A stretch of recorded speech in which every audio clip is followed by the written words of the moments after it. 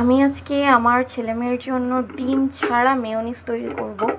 ডিম দেওয়ার কারণে দেখা যায় মেয়োনিজটা সংরক্ষণ করতে অনেক সমস্যা হয়, আর ডিমের গন্ধ অনেক বাচ্চারা পছন্দ করে না, যেমন আমার ছেলেমেয়ে ডিম খুব একটা পছন্দ করে না। তো আমি ডিম ছাড়া আজকে মেয়োনিজ বানাবো, দেখি কেমন হয়। আমি প্রথমবারই বানাচ্ছি। ব্লেন্ডারের এই ছোট্ট জারটার মধ্যে মেয়োনিজটা রেডি করব। ব্লেন্ডারটা খুব ভালোভাবে পরিষ্কার করে দেন রেডি করব। আর আপনারা যে দুধটা নেবেন, দুধটা চেষ্টা করবেন যে ফুল ক্রিম দুধ নেওয়ার জন্য, আর দুধটা যেন ভালো ব্র্যান্ডের হয়। চাইলে আমার মতো নিজেও নিতে পারেন। তো আমি এখান থেকে মোট 4 চামচ গুঁড়া দুধ ইউজ করব।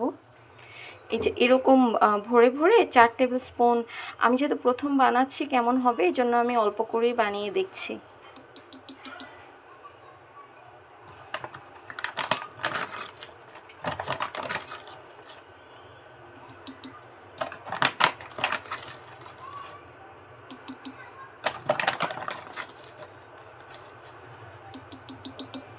এই যে চামচটা দিয়ে দুধটা মাপলাম, চেষ্টা করবেন এই চামচটা দিয়ে বাকি উপকরণগুলোকে মেপে নেওয়ার জন্য। এখন এখানে এই চামচ দিয়ে 2 চামচ সয়াবিন তেল দিব, রান্না করার যে রেগুলার তেলটা ওইটা।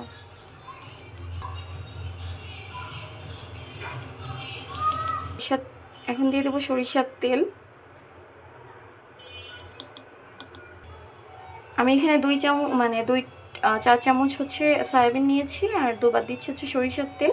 চাইলে পুরোটা সরিষার তেল দিয়েও করা যায়, সয়াবিন দিয়েও করা যায়, যে যার টেস্ট বার যেমন।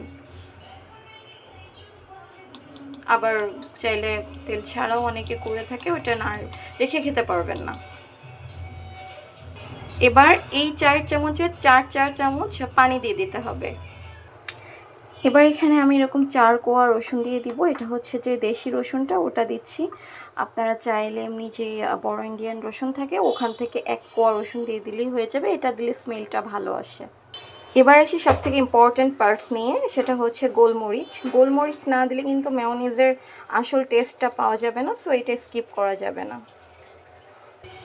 আমি এখানে অল্প পরিমাণ লবণ ইউজ করব, চাইলে এটাও স্কিপ করতে পারেন। আমি দিচ্ছি একটু। এখন এখানে আমি হাফ চা চামচের মতন চিনি ইউজ করছি। অ্যান্ড এখানে ভিনেগার দিলেও ভালো হয়, আজকে আমার হাতের কাছে নেই, আর এটা আমার হয়তো কাল পরশুর মধ্যে শেষ হয়ে যাবে, যার জন্য ভিনেগারটা দিচ্ছি না। আপনারা যদি কেউ ফ্রিজে এটা সংরক্ষণ করতে চান তাহলে ভিনেগারটা দিতে পারেন, সেটা দিলে আরও বেশি দিন সংরক্ষণ করতে পারবেন। তো এখন এই সব কিছুকে আমি একসাথে স্মুথলি ব্লেন্ড করে নিব। এটা আমার 3বার প্রেস করার পরে এই অবস্থা হয়েছে। এটা অনেক বেশি থিক। তো এরকম যদি হয় তাহলে এর মধ্যে আরও 2 টেবিল চামচের মতো আপনাদেরকে ওয়াটার মিক্সড করতে হবে, তাহলে ঠিকঠাক স্ট্রাকচারে চলে আসবে। তো এটা আমার মেয়োনিজের ফাইনাল লুক। এরকম হয়েছে, দেখেন কত সুন্দর লাগছে, আর এটা খেতেও কিন্তু অনেক মজা হয়। এখানে আরেকটা পুদিনা পাতা, ধনিয়া পাতা দিলে এটা আরও বেটার হতো, মজা হতো। বাট আমি যেহেতু এটা বেশি দিন রাখবো না, তো এটা না দিলেও সমস্যা নেই। তো আমি আপনাদেরকে এটা বের করে দেখাচ্ছি। তো এটা লুকস। তো এখন আমি এটা এই কন্টেইনারে ঢালবো। আসলে আমার কাছে এই মুহূর্তে কাঁচা চার পাচ্ছি না, কাঁচা চারে রাখলে বেশি ভালো হতো, বাট কাঁচা চার পাচ্ছি না। আপনাদেরকে দেখাই।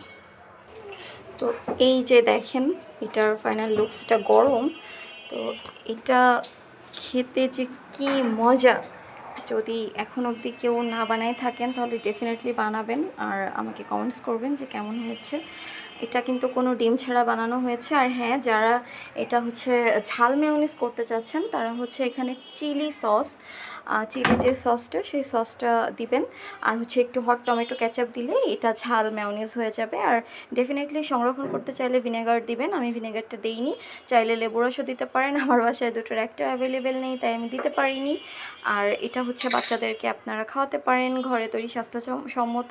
তো আজকে এই অবধি, ট্রাই করে জানাবেন কেমন হয়েছে। আল্লাহ হাফিজ।